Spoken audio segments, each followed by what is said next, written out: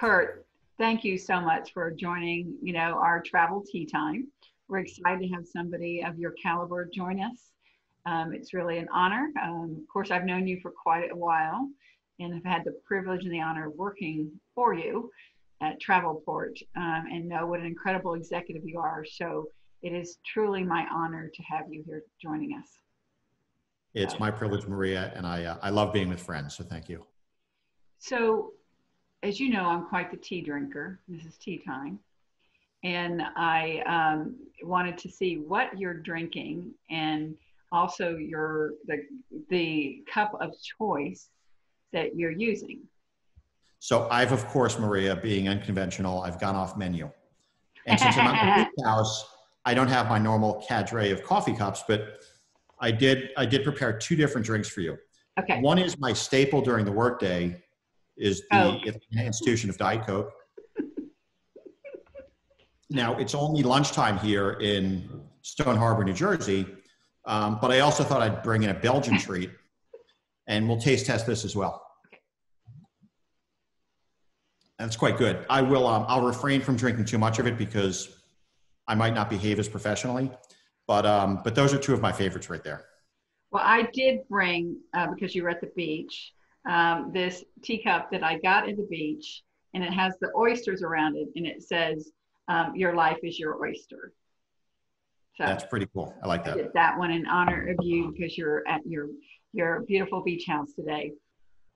So shifting to the industry itself, when life disrupts, especially of this magnitude, putting your Houdini hat on, what do you think is going to happen as far as, do you think there's going to be some big mergers and acquisitions out there? Which verticals do you think are primed for it? What do you think is going to happen in order for us to survive this? And who do you think will be standing? Yeah, I think if you go back pre-COVID and you look at business travel globally was a mature sector already with lots of players, but it was a consolidating sector. And that's a world where capital was freely available. It was a $1.5+ trillion industry with good growth dynamics. And, like Mike Tyson says, everybody has a plan until you get punched in the nose. The industry has been punched in the nose. And so capital is not as freely available. I think you're going to see a lot of companies in the industry that are going to struggle to survive because their balance sheets are not strong enough. And so I think you're naturally going to see failures and consolidation. And that will accelerate, maybe not near term, but in 2021, 2022, I think you're going to see that happen pretty much at scale. The other thing is we've been in an industry that has been digitizing and going through a technology transformation. And it's really about delivering, we call it B2B for E, business to business for employees, which is akin to B2B to C, except that the consumers are not our consumers, they're the employees of our clients. But we have to bring them effectively a consumer-grade experience with all of the business logic that is required by procurement or the finance professionals that lead those functions. And the old adage of sort of, hey, we're a service provider is wrong. We're providing service within an experience bundle. And so we've got to please the traveler, we've got to please the travel manager operationally, we've got to make sure that we are delivering a productive, engaged experience for the CFO and the CPO. We've got to make sure on the flip side with hoteliers and car companies and airlines that we're delivering unique value to them.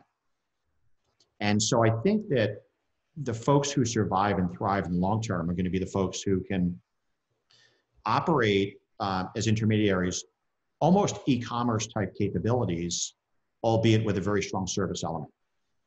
And think about it as maybe a B2B e-commerce company that is the one that emerges and survives. I think you're going to see a finite amount of TMCs and technology companies that come out of this, and you're going to see a far more concentrated industry 3, 4, 5 years from now than you saw yesterday. It's all going to be about the ability to deliver a technology-driven but people-oriented value proposition and to do that at scale. And so, and there's a finite set of folks in the world who have those capabilities and that capital to be able to solve for that tomorrow. One of the one of the things we focused on a lot pre-COVID was partnerships with startup companies. And we were able to deliver very unique and strong value to customers by doing that. We're going to continue to embrace that. But I think that a lot of those early stage startup companies are probably really struggling these days to have enough cash, to raise cash. You're seeing companies be acquired now that were in those positions. And so there may be a period where the innovation from entities like that takes a pause and then picks back up at a point in time. But I think that remains a very important part of the ecosystem. And I want to see that continue to thrive. So I'll be watching that with great interest.